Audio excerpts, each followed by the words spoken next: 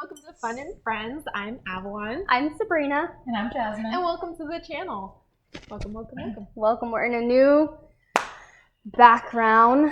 Yes. Her boyfriend bought a house. Yeah, bought a house, and so they're remodeling. So this is like the only room that's actually presentable. So we're hanging out in it.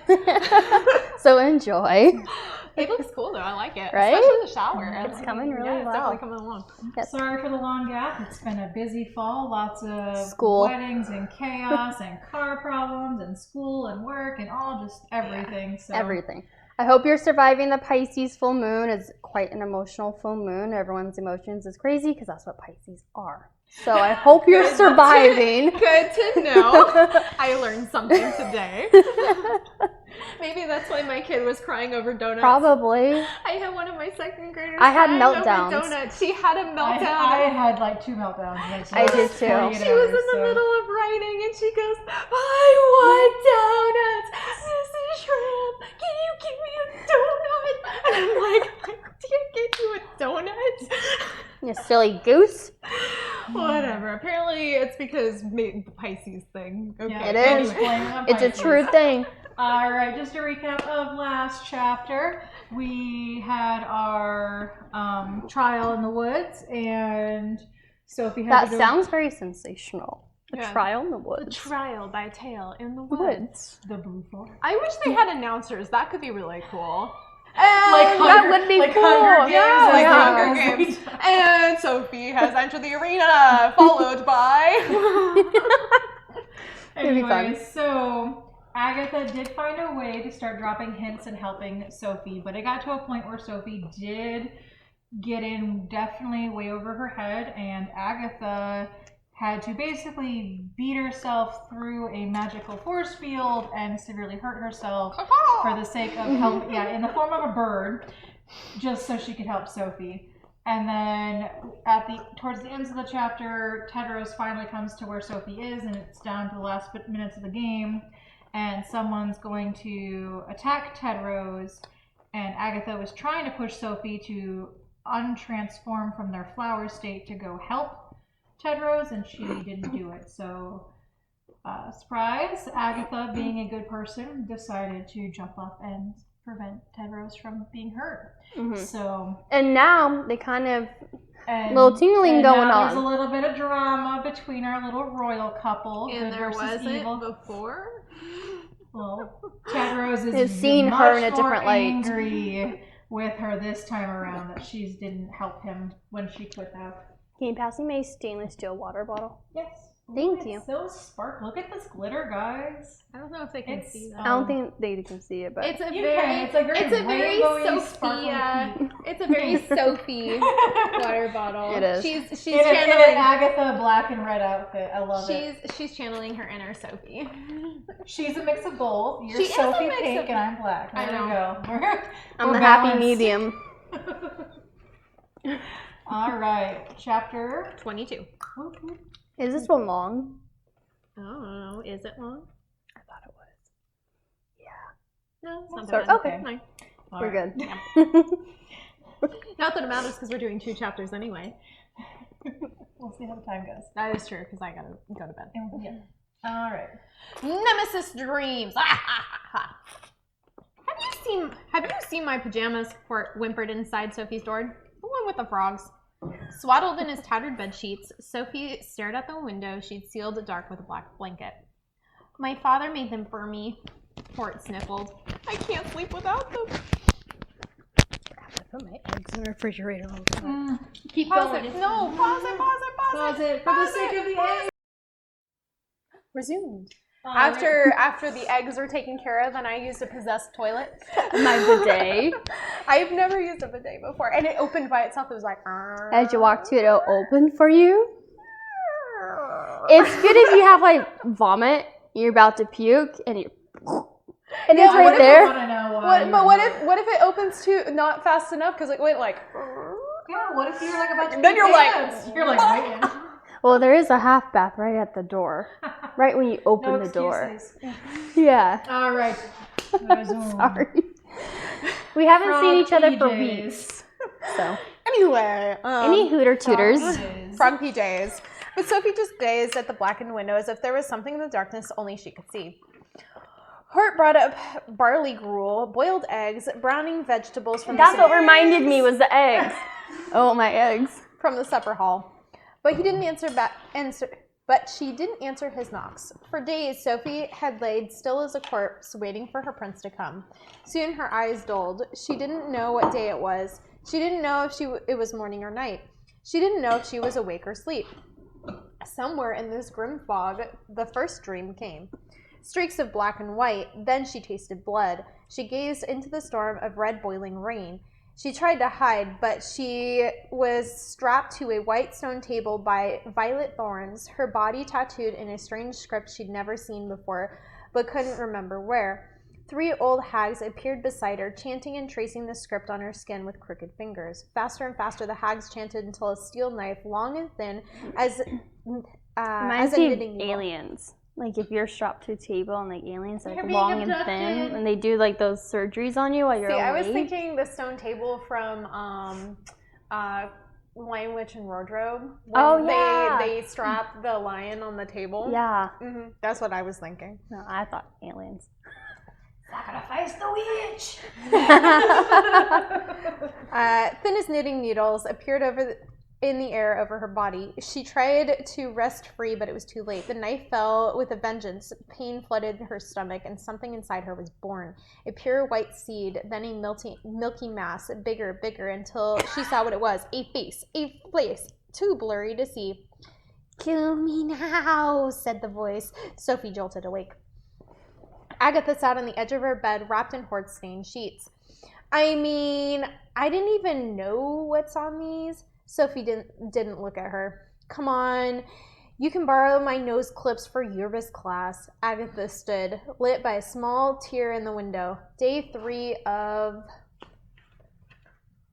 Wait, the trash is still going? Know your animal dung. Oh. Knowing your animal dung. Know your animal dung. Hey, I had to Dung. like kind of do that in class. Mm-hmm. That's why I looked at you. Oh. I have to do that for human poop. I'll stick to my animal poop. I'll stick to my... Mine's more for Your own poop? I'll stick to my, kindergarten poop sometimes.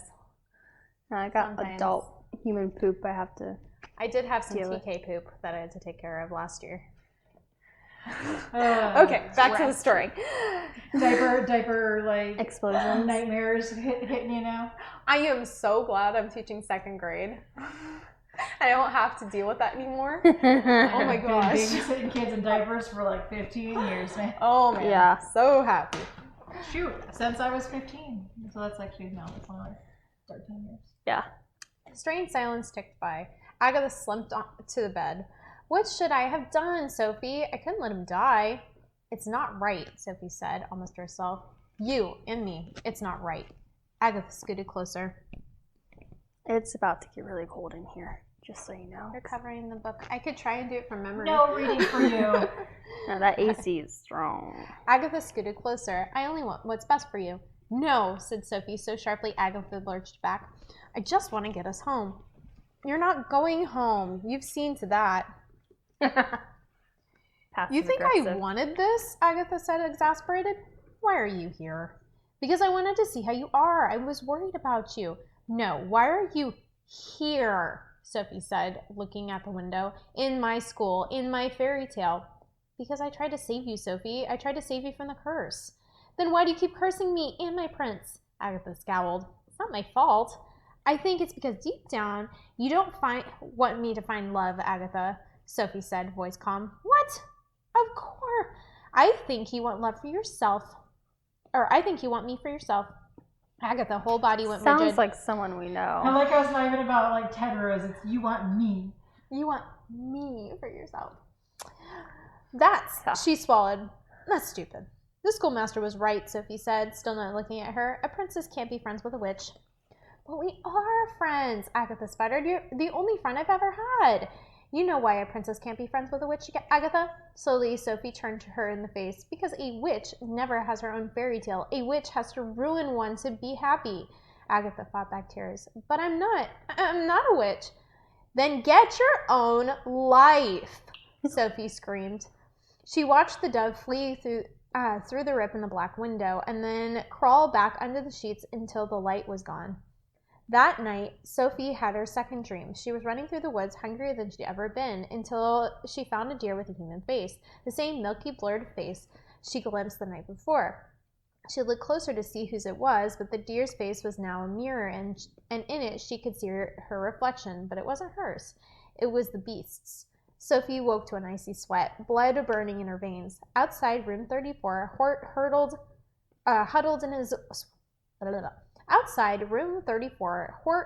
in his underpants, reading The Gift of Loneliness by candlelight. The door cracked open behind him. "What is everyone saying about me?" Hort stiffened as if he'd heard a ghost. He turned, eyes wide. "I want to know," said Sophie. She followed him into the dark hall, joints cracking. She couldn't remember the last time she stood up. "I don't see anything," she said, searching for the glint of his chest swan's crest. "Where are you?" "Over here." A torch ignited, swathing Hort in firelight. She staggered back. Every inch of the black wall behind him was covered in posters, banners, graffiti. "Congratulations, Captain! Trial triumphant! Reader to the rescue!" Accompanied by depraved cartoons of ever-suffering, miserable deaths. Beneath the wall, carnivorous green bouquets littered the floor, carrying handwritten messages between the bloom's sharp teeth. "I wish I had your moves, Raven." I could just see it as like this glorious caricature of murder. Murder, mayhem. I just think of kind of Nightmare Before Christmas, like the murderous bouquets. I'm thinking of that wreath that has the mouth. "I wish I had your moves, Raven. You're the ultimate thief of hearts, Mona. Tedros deserved it. Your friend Arachne." Sophie looked dazed. "I don't understand." "Tedros said you used him to win the trial," Hort said. "Lady Lesso named it the Sophie's Trap, and you even fooled her. Teachers are saying it's the best evil Captain Evil has ever had. Look." Sophie followed the eyes to a row of eel green boxes amid the bouquets wrapped with red ribbons. She opened the first to find a parchment card. "Hope you remember how to use it, Professor Manley." Beneath was a black snakeskin cape. In the boxes that followed, Castor gifted her a dead quail. Lady Lesso left a ice-carved flower, and Sadler enclosed her trial cloak, asking if she might kindly donate it to the exhibition of evil. "What a genius trick," Hort fawned, trying on the cape. "Hide as a plant, wait until Tedros and Hester are left, then charge in and take out Hester while Tedros is wounded. But why didn't you finish Tedros off? Everyone's asking, but he won't say anything. I said it's because the sun came up." Hort saw Sophie's expression, and his smile vanished. "It was a trick, wasn't it?" Sophie's eyes filled with tears. She started to shake her head, but there was something else on the wall in front of her, a black rose, notes speared with thorns dripping with ink. Sophie took it in her hands. "Cheater, liar, snake. You're right where you belong. All hail the witch." "Sophie, who's it from?" Heart-throbbing, Sophie smelled the bitter black thorns, laced with the scent she knew so well. So this was her reward for love. She crushed the rose, spitting Tedros' words with blood. Wow. Dang. How'd he get that note over there? I don't know. I thought it was going to be her rival who wanted to be the team captain. Well, I mean, she doesn't even know that that it wasn't that she cheated. Yeah, basically. that's true. Yet. This will make you feel better. In room 66, Annabelle scooped murky yellow broth from her cauldron into a bowl, dipping it on the floor. Immediately, her rats converged, 8 inches bigger now, biting, clawing each other to get first licks. "Your talent's coming along," Hester croaked. Annabelle sat on the edge of Hester's bed with bowl. "Just a few sips." Hester managed only one, then fell back. "I shouldn't have tried it," she wheezed. "She's too good. She's twice the witch I am." "Shh, don't strain." "But she loves him," said Dot, curled into her bed. "She thinks she loves him," Hester said, "just like we all once did." Dot's eyes bulged. "Please, Dot, you think she's the only Never who dabbed in love?" "Hester, enough," Annabelle pressed. No, let's have the truth, Hester said, struggling to sit up. All of us have felt strange stirrings. All of us felt weakness. But those feelings are wrong, said Annabelle, no matter how strong they are. That's why this one's special, Hester said wryly. She's almost convinced us that they were right. The room lapsed in silence. So what happens now? Asked Dot. Hester sighed. The same thing that happened to all of us. This time their silence was broken by distant clacks in a slow, menacing rhythm. The three girls craned to the door as the clacks swelled towards them and cruel and clean like cracked whip cracks. They grew louder, sharper, impaling the hall, then ebbed past the room in silence. Dot farted in relief. The door slammed open and the girls screamed.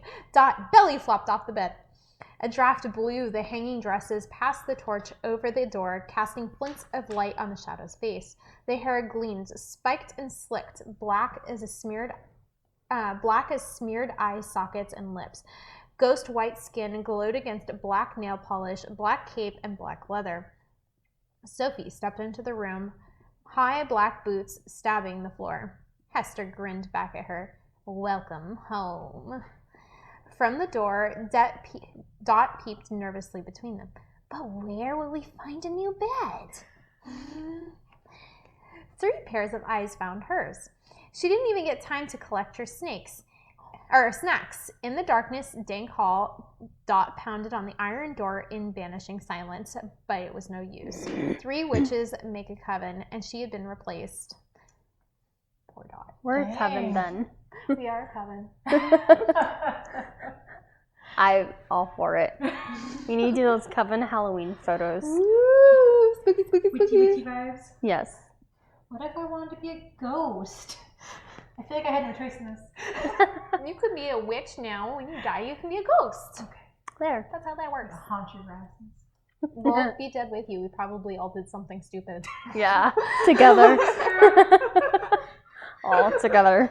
Cursing something gone wrong. We can hunt other people. It's Okay. We'll work together. The others didn't celebrate when Tedros received his captain badge. How could they when Sophie had made such a fool of him? Evil has returned, the Nevers gloated. Evil had a queen. Then the Evers remembered they had something the Nevers didn't, something that proved them superior. A ball. The queen wasn't invited. The first snow littered the clearing on lumpy brittles of ice, pelting Nevers' pails and loud pings. As they tried to grasp a moldy cheese with frozen fingers, they looked daggers at the Evergirls, scabbering about too busy to worry about weather. With the ball 2 weeks away, the girls needed to make every possible arrangement, since boys still refused to propose before the circus. Raina, for instance, expected Chadwick to ask her, so she had dyed her mother's old school gown to match the gray of his eyes. But if Chadwick asked Ava instead, she had caught him ogling the Snow White portrait, so he might like paler girls. Then Nicholas might ask her. In that case, she'd trade for Giselle's white gown to balance out his tan skin. My God, this And if sounds like Nicholas such an didn't obnoxious ask- magazine. Yeah. And if Gossip magazine.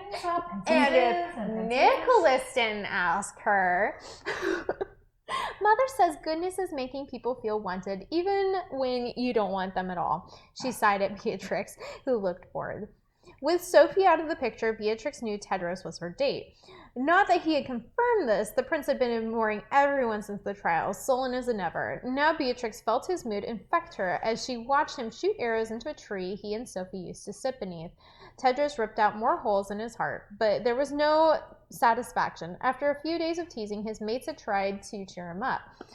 Who cared if he shared the spoils with another Never girl? Who cared if she puttered him along the way?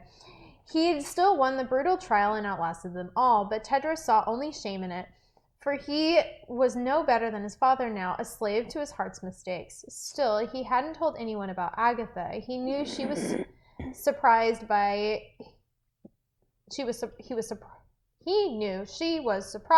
this because she winced every time he spoke in class, as if expecting him to expose her at any moment. But where a week ago he would have loved to see her punished, now he felt confused. Why had she risked her life to save him? Had she been telling the truth about the gargoyle? Could the witch actually be good? He thought of tramping through the halls with those leery bug eyes. A cockroach, that's what Beatrix said. So Agatha was there all along, helping Sophie to the top of the ranks.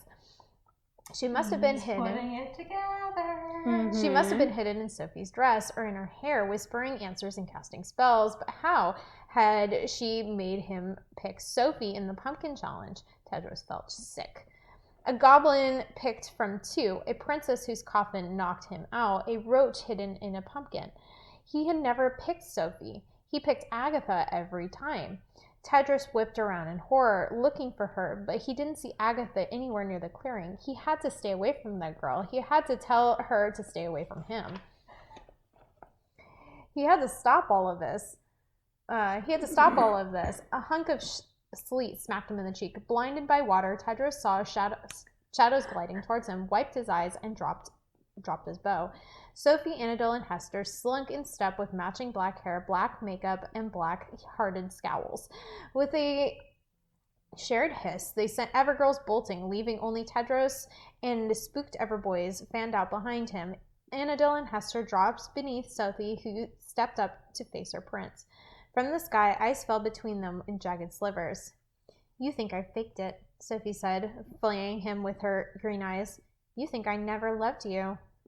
Tedros tried to quell his thundering heart. Somehow she was more beautiful than ever.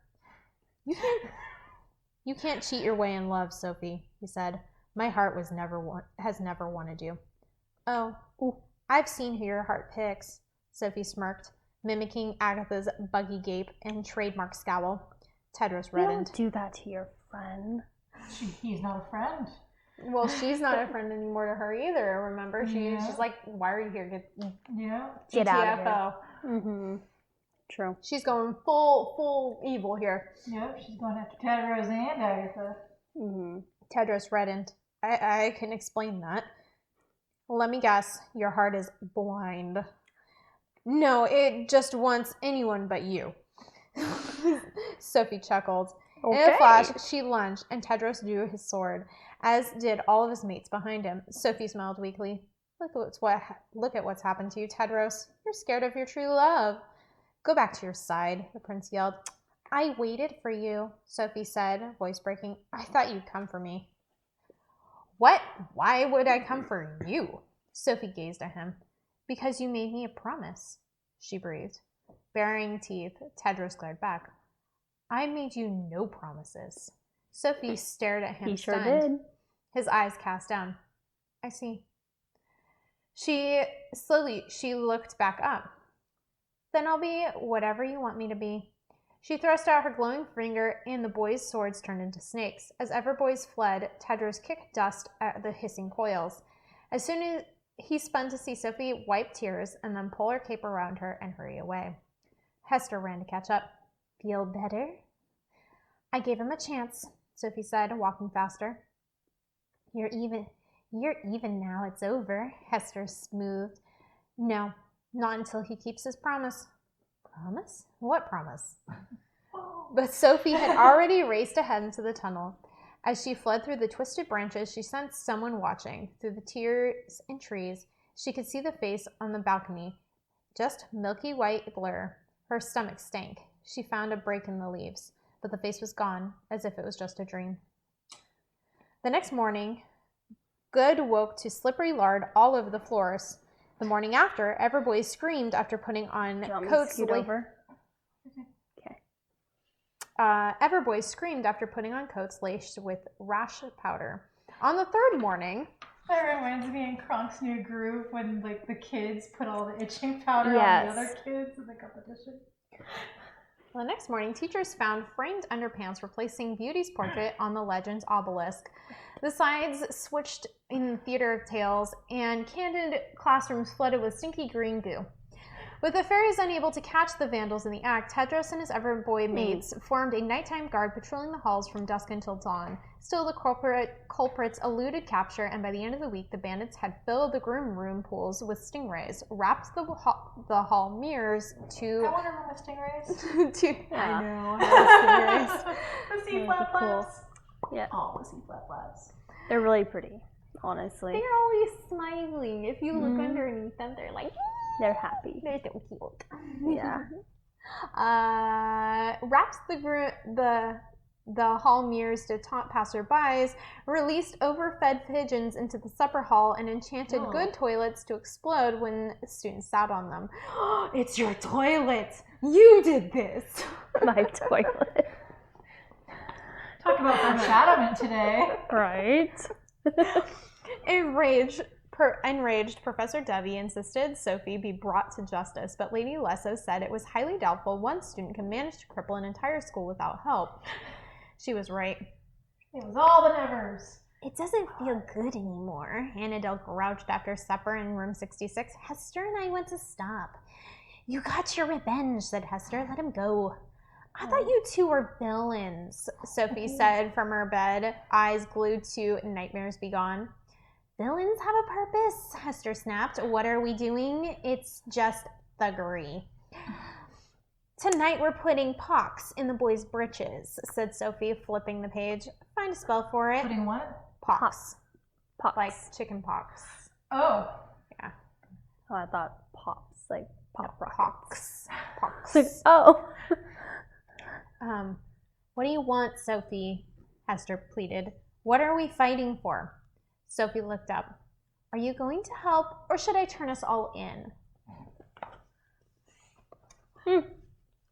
Tedros soon had all 60 boys on the nighttime guard, but Sophie escalated the attacks. The first night she made Hester and Annabelle brew a potion to turn the good lake to evil sludge, forcing the magical wave to migrate to the sewers. The brew left their hands red with burns, but Sophie made them return at dawn to lace ever linens with lice. Soon the girls attacked so frequently, putting leeches in the Ever's supper punch, unleashing locusts during Uma's lecture, sending a charging bull into swordplay, cursing the Ever's stairs to scream bloodily with every step, and half the good teachers canceled their classes. Pollux stumbled on sheep legs into his own traps, and Evers only felt safe traveling in packs. Professor Devi slammed into Lady Lesso's office. That witch must be failed! There's no way for Never to enter your school, let alone attack it day and night, Lady Lesso yawned. For all we know, it's a rogue Ever. And Ever? My students have won every competition in the school for 200 years. Until now, Lady Lesso smiled, and I have no plans to give up my best student without proof. While Professor Dovey sent unanswered missives to the schoolmaster, Lady Lesso took careful notice of Sophie's growing distance with her schoolmates. The fact that Sophie was no longer shivering in her iced classroom, and her brutal desecration of Tedros's name in her book covers. Are you feeling all right, Sophie? Lady Lesso asked, barring the ice door after class. Yes, thank you, Sophie replied uncomfortably. I should be going. Between your winning class captain, your new fashions, and your nighttime activities, it's a lot to take in. I don't know what nighttime activities you're referring to, Sophie said, sliding past her. Have you been having strange dreams, Sophie? Sophie stopped cold. What kind of dreams would be strange? Angry dreams, dreams that get worse every night, Lady Lesso said behind her. You feel as if something is being birthed in your soul. A face, perhaps? Sophie's stomach clamped. The terrible dreams had persisted, all ending with a milky, blurry face. The past few days, streaks of red appeared on the face's edges, as if it was being outlined in blood, but she couldn't recognize it. All she knew was she was waking up every day angrier than before. Sophie termed. What would a dream like that mean? That you're a special girl, Sophie, Lady Lesso cooed. One we should all be proud of. Oh, I may have had one or two. Nemesis dreams? Lady Lesso said, violet eyes flashing. You're having nemesis dreams? Sophie stared at her. But nothing to be concerned about, dear. Not until there's symptoms. Symptoms? What symptoms? What happens if there's symptoms? Then you'll then you'll finally see the face of your nemesis, the one who grows stronger while you grow weaker, Lady Lesso answered calmly. The one who you must destroy in order to live. Sophie blanched. But that's impossible. It is. Is it? I think it's quite clear who your nemesis is. What? I don't have anyone that... Sophie lost her breath. Tedros? But I love him. That's why I did it. I have to get him back. Lady Lesso just smiled. I was angry, Sophie cried. I didn't mean any. I don't want to hurt him. I don't want to hurt anyone. I'm not a villain. You see, it doesn't matter what we are, Sophie. Lady Lesso leaned in so close she had to whisper, it's what we do.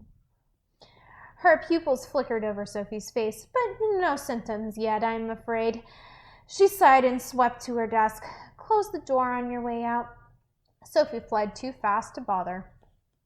That night, Sophie did not attack the Evers. Let him go, she told herself, pillow over her head. Let Tedros go. Over and over, she repeated it until she had erased the meeting with Lady Lesso from her memory. As the words soothed her to sleep, she felt the stirrings of her old self. Tomorrow she'd be loving, tomorrow she'd be forgiving, tomorrow she'd be good again. But then another dream came. She ran through mirrors. So like, what's the word I'm looking for? Not getting the fact that she is actually evil. I'm not evil. What are you talking about? This can't happen. Denial. Yeah, denial. I'm beautiful. I'm forgiving. I'm a princess. Exactly. She needs to go to Finding Nemo Shark, like Sharks Anonymous. Sharks Anonymous, yeah. Villains Okay, shark Anonymous. friends, not I am. There we go. It reminds me of the Wreck-It Ralph 2 when all the villains are sitting in the support groups. Yes. Yes. She ran through mirrors, reflecting her smiling That's the face. first one. That was in the second one. Second. What? Second, the second one. Okay. Yeah. He's going to It's the. in both. It's in both. Let us know what you guys think in the comments below, if it's in both, or if it's in the first movie, or the second one.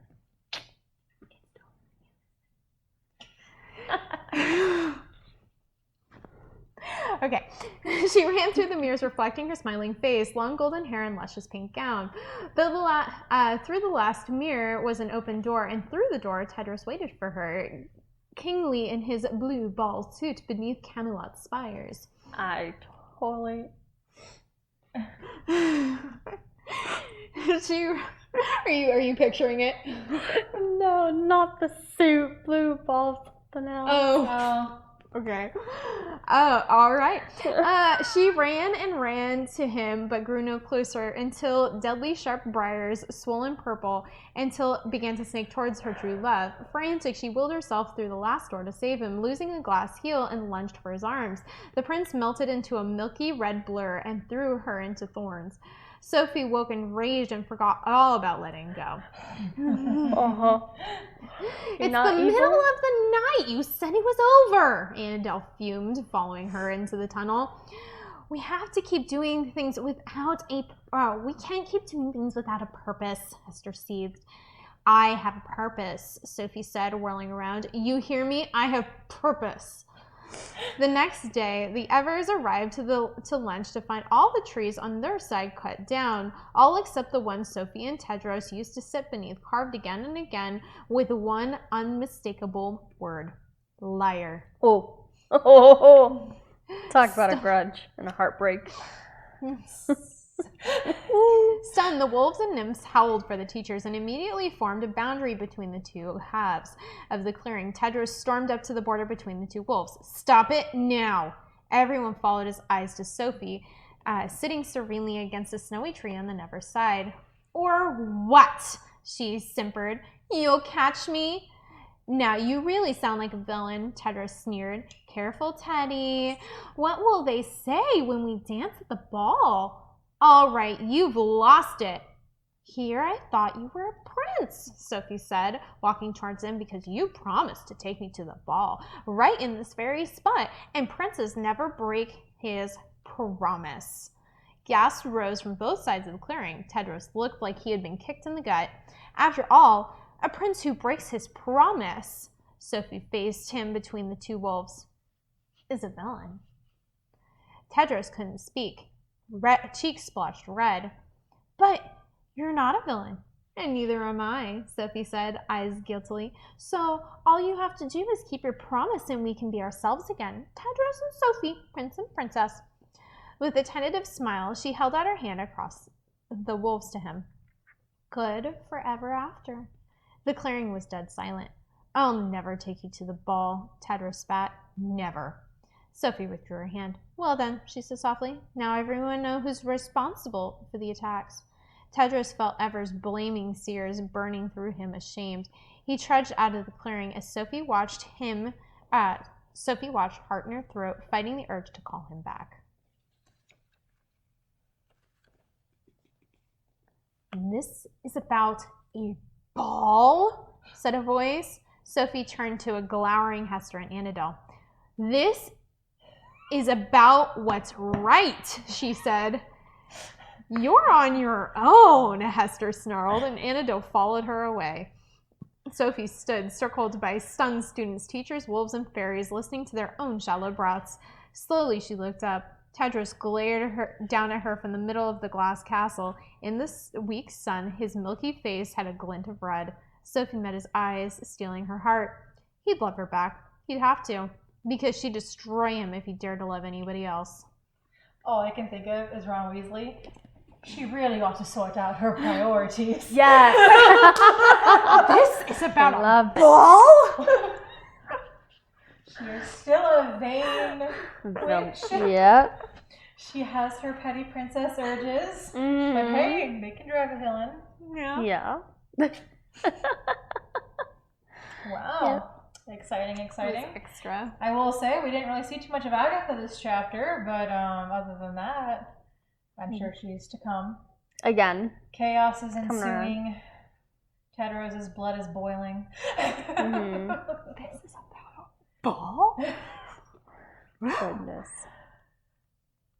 All right, guys. I Let think us that's know it what for you this think. one. We're gonna see if we got time to record another one tonight for this upcoming next week. If not, Then we only do got have one. plans to meet up. What next Friday. Next Friday. Okay. Yeah. So we Yeah, will. sometime. It'll be probably one episode this week, probably one episode next week, and Yeah. then it'll be back to 2 again, hopefully. And don't forget our question. Either write it down in the comments or on Instagram. But Yes. was it Great Ralph 1 or 2 that they have the Or both. villains, or both that they have villains anonymous? I 2. do remember it being in 1.